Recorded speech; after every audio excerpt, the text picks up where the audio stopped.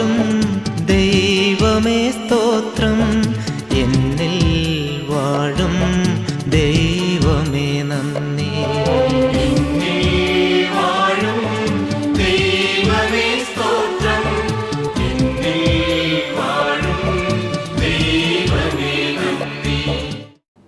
രക്ഷാകര പദ്ധതിയിൽ ദൈവം വാഗ്ദാനം ചെയ്തിട്ടുള്ള സകല വചനങ്ങളും യേശുക്രിസ്തുവിൽ പൂർത്തിയായി. ഇതാ കർത്താവിൻ്റെ ദാസി എന്ന മറിയത്തിൻ്റെ ഏറ്റുപറച്ചിലിലൂടെ ദീർഘകാലത്തെ കാത്തിരിപ്പിനു ശേഷം സെഹിയോന്റെ മഹോന്നത പുത്രിയിൽ സമയം പൂർത്തിയാകുകയും നവീനമായ രക്ഷാകര പദ്ധതിക്ക് ആരംഭം കുറിക്കുകയും ചെയ്തു. പരിശുദ്ധ കന്യാമറിയത്തിൻ്റെ അമലോത്ഭവത്തെക്കുറിച്ചും അവളിൽ വിളങ്ങുന്ന ദൈവകൃപയെക്കുറിച്ചും നമുക്കിപ്പോൾ മനസ്സിലാക്കാം. ദൈവം ഉച്ചരിച്ച വാക്ക് ഉച്ചരിച്ചു കഴിഞ്ഞാൽ അത് സംഭവിക്കും. എന്തുകൊണ്ട് സംഭവിക്കും? ഉച്ചരിച്ചത് കൊണ്ട് സംഭവിക്കും. ഇത് ഒരു വചനം കൂടി ഇതിനെ ഒന്ന് കണക്ട് ചെയ്യണം. അത് മനസ്സിലാക്കി കഴിഞ്ഞാൽ യോഹന്നാന്റെ സുവിശേഷത്തിൽ 14-ാം അധ്യായത്തിൽ യോഹന്നാൻ 14:9 മുതൽ 10 വായിച്ചു. യേശു പറഞ്ഞു, ഇക്കാലം അത്രയും ഞാൻ നിങ്ങളോട് കൂടെയായിരുന്നിട്ടും ഫിലിപ്പോസേ, നീ എന്നെ അറിയുന്നില്ലേ? എന്നെ കാണുന്നവൻ പിതാവിനെ കാണുന്നു. പിന്നെ പിതാവിനെ ഞങ്ങൾക്ക് കാണിച്ചു തരിക എന്ന് നീ പറയുന്നത് എങ്ങനെ? ഞാൻ പിതാവിലും പിതാവ് എന്നിലുമാണെന്ന് നീ വിശ്വസിക്കുന്നില്ലേ? ഞാൻ നിങ്ങളോട് പറയുന്ന വാക്കുകൾ ശ്രദ്ധിച്ചോ കേട്ടോ. ഞാൻ നിങ്ങളോട് പറയുന്ന വാക്കുകൾ സ്വമേധയാ പറയുന്നതല്ല. എല്ലാവരും ഒന്ന് പറഞ്ഞ്, ഞാൻ നിങ്ങളോട് പറയുന്ന വാക്കുകൾ സ്വമേധയാ പറയുന്നതല്ല. ഓക്കെ, ഇപ്പൊ നിങ്ങളുടെ മനസ്സിൽ എന്താ വരുന്നത്? ഇപ്പോ ആര് പറയുന്നതായിട്ടാ അല്ലേ? അങ്ങനെയല്ല അവിടെ എഴുതിയിരിക്കുന്നത്. ഇപ്പൊ നമ്മൾക്ക് ഇത്രയും വരെ വായിക്കുമ്പോൾ എന്താ തോന്നുന്നത്? ഞാൻ നിങ്ങളോട് പറയുന്ന വാക്കുകൾ സ്വമേധയാ പറയുന്നതല്ല. അപ്പോൾ നമ്മുടെ മനസ്സിൽ വന്നു ഇത് പിതാവ് പറയുന്നതാണെന്ന്, ഇല്ലേ? സ്വാഭാവികമായിട്ട് വന്നില്ലേ? പക്ഷെ അവിടെ എഴുതിയിരിക്കുന്നത് എന്താ? ഇത് പ്രത്യുത എന്നിൽ വസിക്കുന്ന പിതാവ് തന്റെ പ്രവൃത്തികൾ പ്രവൃത്തി ചെയ്യുന്നതാണ്. പിതാവ് പറയണതല്ല. പിതാവ് എന്ത് ചെയ്യുന്നതാണ്? പ്രവൃത്തി ചെയ്യുന്നതാണ്. ഒന്നുകൂടി ഒന്ന് ശരിക്കും വായിച്ച്. ഞാൻ നിങ്ങളോട് പറയുന്ന വാക്കുകൾ സ്വമേധയാ പറയുന്നതല്ല. പ്രത്യുത എന്നിൽ വസിക്കുന്ന പിതാവ് തന്റെ പ്രവൃത്തികൾ ചെയ്യുകയാണ്. അപ്പൊ പിതാവ് ഒരു പ്രവൃത്തി പ്രപഞ്ചത്തിൽ ചെയ്യണമെങ്കിൽ അത് എവിടെ ആരംഭിക്കണം? എവിടെ ആരംഭിക്കുന്നു?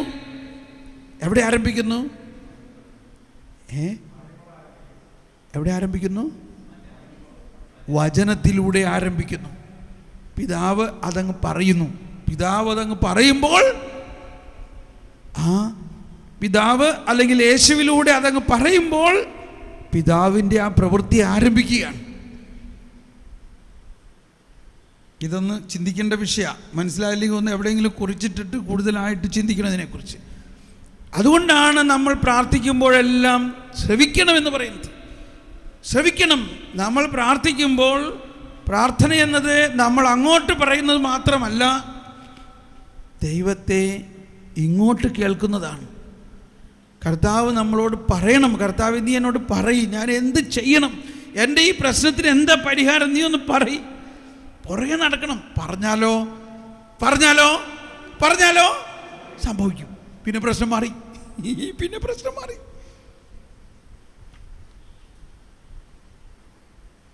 പറയണം കർത്താവ്. അതാണ് പ്രാർത്ഥന.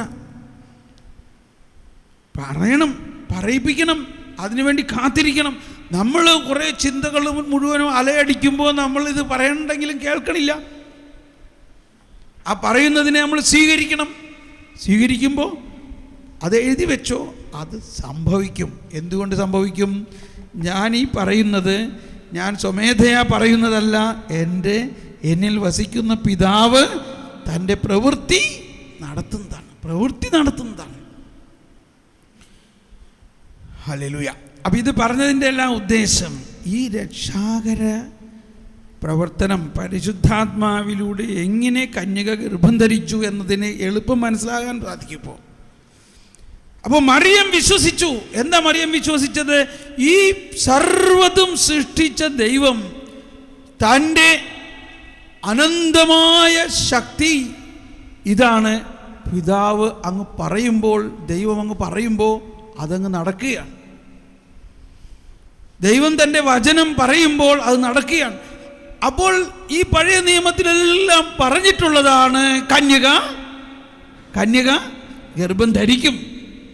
പഴയ നിയമത്തിൽ മുഴുവനും വാഗ്ദാനം ചെയ്തിട്ടുള്ളതാണ്, ഞാൻ ഈ പ്രപഞ്ചത്തിൻ്റെ രക്ഷയ്ക്ക് വേണ്ടി രക്ഷകനെ അയക്കും, അവൻ്റെ രാജ്യത്തിന് അവസാനം ഉണ്ടായിരിക്കില്ല, അവൻ അതുപോലെയുള്ള ഒരു രാജാവായിരിക്കും, അവൻ്റെ രാജ്യത്തിന് അവസാനം ഉണ്ടായിരിക്കില്ല. അങ്ങനെ അവസാനമില്ലാത്ത ഒരു രാജ്യം, ആ രാജാവ്, ആ പറഞ്ഞിരിക്കുന്നതെല്ലാം ഇങ്ങനെ ഒട്ടനെ ഒരു ഫ്ലാഷ് ബാക്ക് പോലെ മറിയത്തിൽ വരികയാണ്. മറിയം ആഹ്ലാദം കൊണ്ട് നിറയുകയാണ്.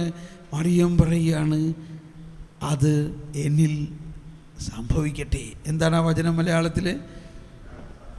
ഇതാ കർത്താവിന്റെ ദാസി, നിന്റെ വാക്ക് എന്നിൽ നിറവേറട്ടെ.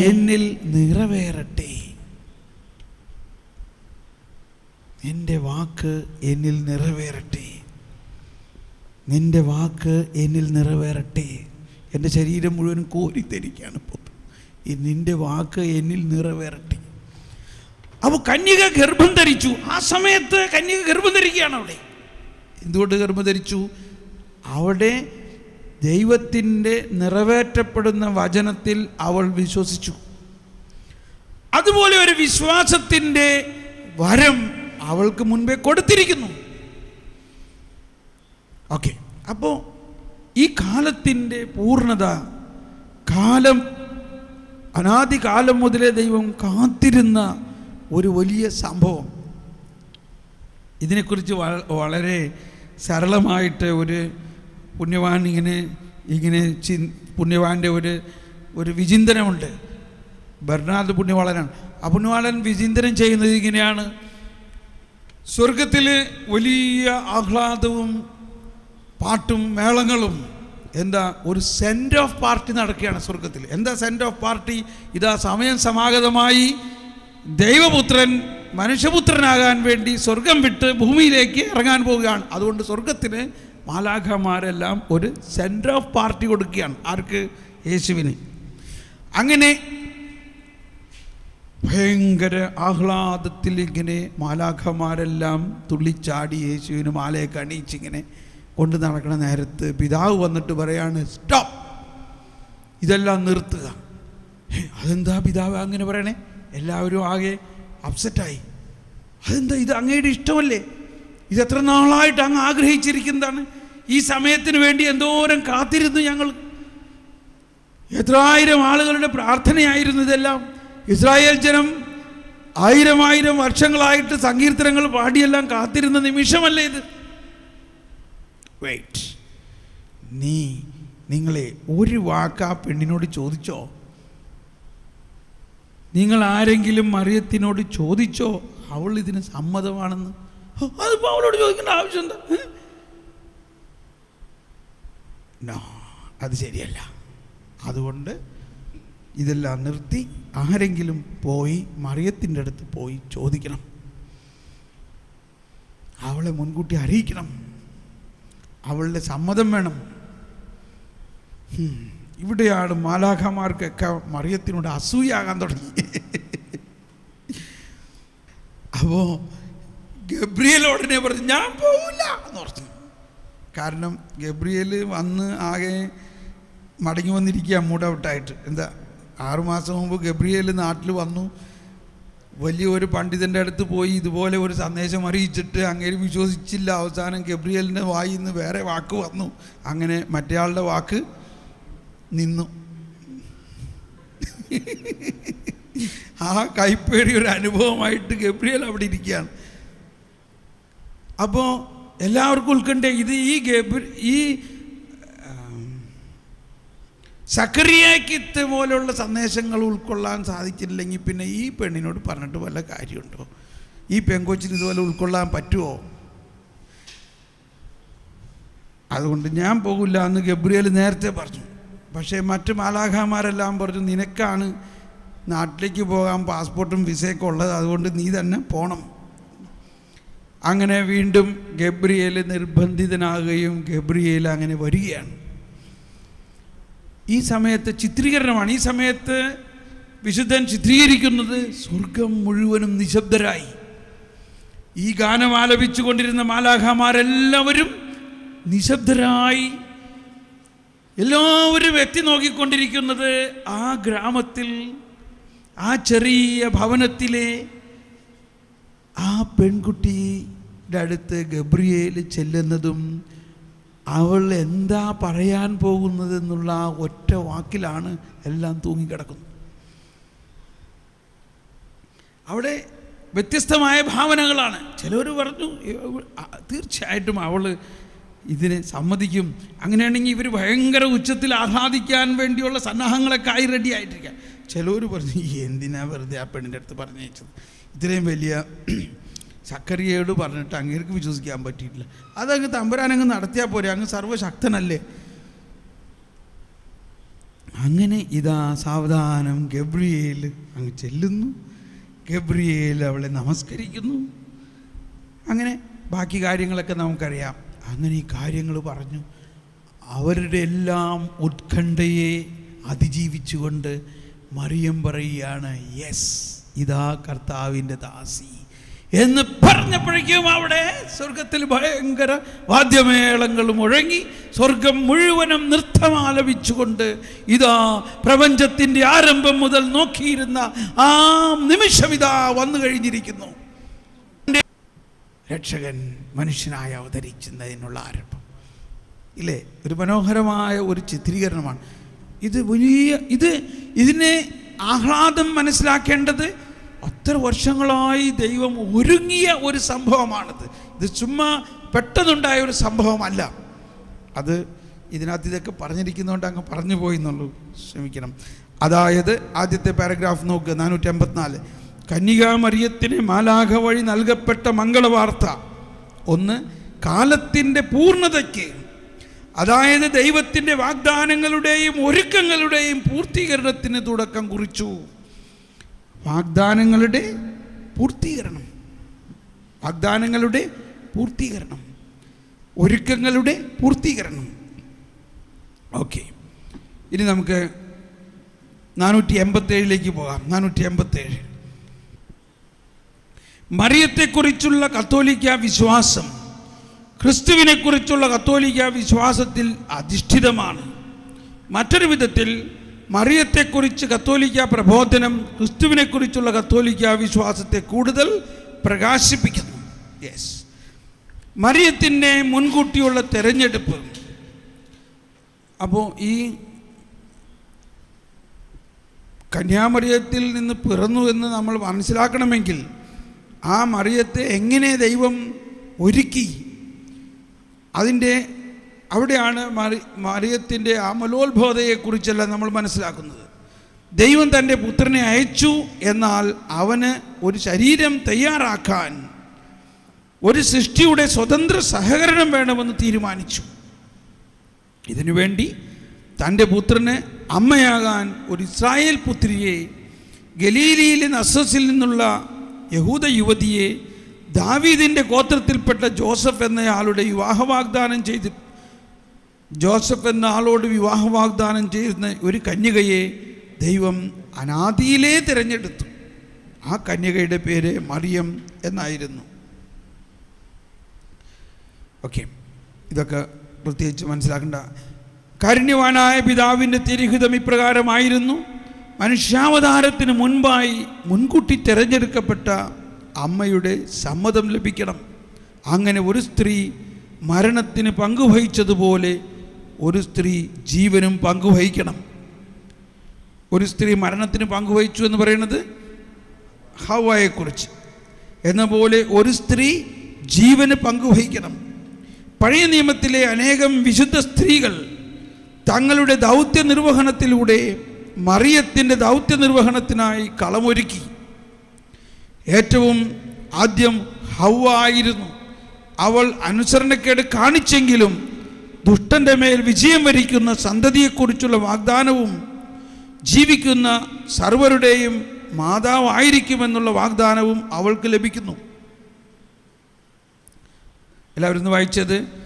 അവൾ അനുസരണക്കേട് കാണിച്ചെങ്കിലും ദുഷ്ടന്റെ മേൽ വിജയം വരിക്കുന്ന സന്തതിയെക്കുറിച്ചുള്ള വാഗ്ദാനവും ജീവിക്കുന്ന സർവരുടെയും മാതാവായിരിക്കുമെന്നുള്ള വാഗ്ദാനവും അവൾക്ക് ലഭിക്കുന്നു.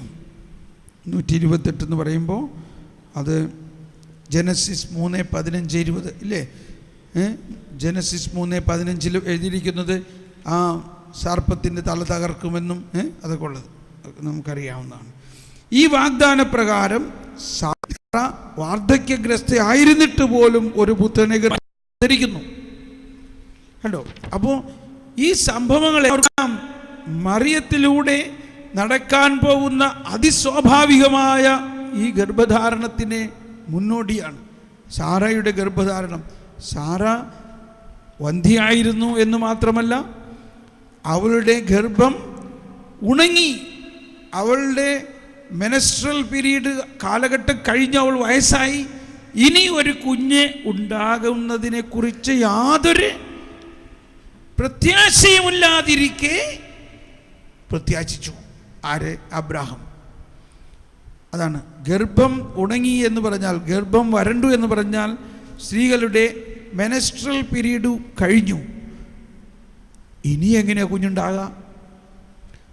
അങ്ങനെ ഇരിക്കുമ്പോഴാണ് ദൈവം മാലാഖ വന്നിട്ട് പറയുകയാണ് അബ്രാഹത്തിനോട്, അടുത്ത വർഷം ഈ സമയത്ത് നിനക്കൊരു കുഞ്ഞുണ്ടാകും. അതുകൊണ്ടാണ് സാറ അകത്ത് നിന്ന് ചിരിച്ചത്. കാരണം അവളുടെ ആ കാലം കഴിഞ്ഞു. അപ്പോൾ അവിടെ സാറ ഗർഭം ധരിക്കുന്നതും പൂർണ്ണമായ മാനുഷികമായ ഒരു നാച്ചുറൽ പ്രതിഭാസത്തിലൂടെ അല്ല. അവിടെ ഒരു സൂപ്പർ നാച്ചുറൽ ദൈവത്തിൻ്റെ ഇടപെടലുണ്ടായിട്ടുണ്ട്. അവിടെ ദൈവത്തിൻ്റെ ഇടപെടലുണ്ടായിട്ടുണ്ട്. ഈ വാഗ്ദാനപ്രകാരം, അതും ഒരു വാഗ്ദാനപ്രകാരം സാറ വാർദ്ധക്യഗ്രസ്തയായിരുന്നിട്ട് പോലും ഒരു പുത്രനെ ഗർഭം ധരിക്കുന്നു. മാനുഷിക പ്രതീക്ഷകൾക്കെല്ലാം അതീതമായി ദൈവം തൻ്റെ വാഗ്ദാനങ്ങളിൽ വിശ്വസ്തനാണെന്ന് തെളിയിക്കാൻ ശക്തിഹീനരും ദുർബലരുമായി പരിഗണിക്കപ്പെട്ടിരുന്നവരെ തിരഞ്ഞെടുക്കുന്നു.